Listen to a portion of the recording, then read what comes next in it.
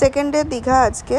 তো আমি উদয়পুর যাওয়ার জন্য রেডি হচ্ছিলাম, আর প্রচণ্ড গরম ছিল। আর এখন আমার একটা গল্প মনে পড়েছে, আজ থেকে 4-5 বছর আগে যখন আমি মেকআপ পারতাম না, লেটেস্ট দীঘা এসে না, আমি তখন ফেয়ার অ্যান্ড লাভলি ইউজ করতাম। ফেয়ার অ্যান্ড লাভলি ইউজ করেছি, তারপর ইউজ করেছি হচ্ছে ফাউন্ডেশন। তো এখানে তো এমনি নোনা বালি স্কিন, খুব জ্বালা করা স্কিন, খুব ড্রাই হয়ে যায়।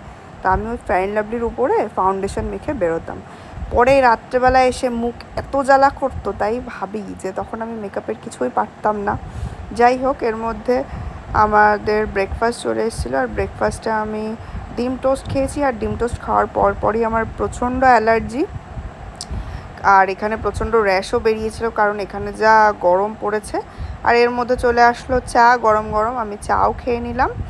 তো তোমরা কারা কারা এরকম পরিস্থিতি কি কোনোদিনও হয়েছে অবশ্যই কমেন্ট করে জানিও, যে আগে মেকআপ করতে জানতে না, এরকম ফেয়ার অ্যান্ড লাভলি মাখতে আগে কে কে কমেন্ট করে জানাবে। তো যাই হোক, তারপরে ড্রেসটা আমি চেঞ্জ করলাম, মনে হলো ড্রেসটা আমারকে সুটেবল লাগছে না।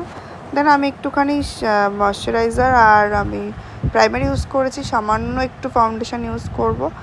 আর এই যে আমি রেডি হয়ে গেছি। আর আমরা আজকে সবাই ওয়ান পিস পরেছিলাম।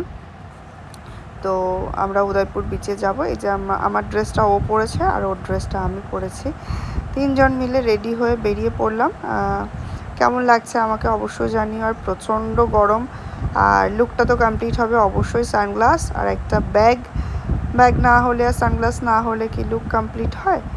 তো তারপরে আমি যাওয়ার সময় একটুখানি আমার ফুল লুকের ভিডিও নিয়ে নিলাম, কেমন লাগছে আমাকে জানিও।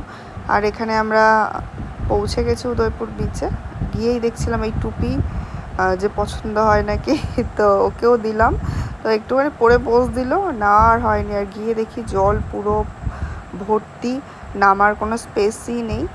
তারপরে কি এই পাশে গিয়ে বসলাম, আর প্রচণ্ড গরম ছিল। তারপর আমাদের অর্ডার হয়ে গেল মাছ ভাজা, অ্যাজ ইট ইজ উদয়পুর বিচে যেগুলো আমাদের খাওয়ার। অনেক রকম মাছ ছিল, কাঁকড়া ছিল, চিংড়ি ছিল, আর আরও কী মাছ ছিল। যাই হোক, আমরা প্রচুর খাওয়া দাওয়া করেছি।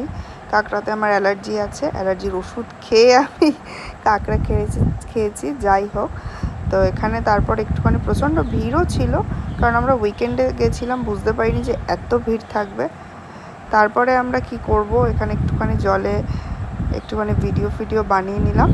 তারপরে ওখান থেকে চলে গেলাম হোটেলে গিয়ে চলে গেছিলাম আবার বিচে, সেটার ভিডিও আর করা হয়নি। সন্ধ্যাবেলা আমরা রেডি হয়ে বেরিয়েছিলাম ওল্ড দীঘাতে, ওখানে গিয়ে সমুদ্রের হাওয়া খেলাম, নিজের ভিডিও বানালাম, আর খেয়েছিলাম একটুখানি মোমো।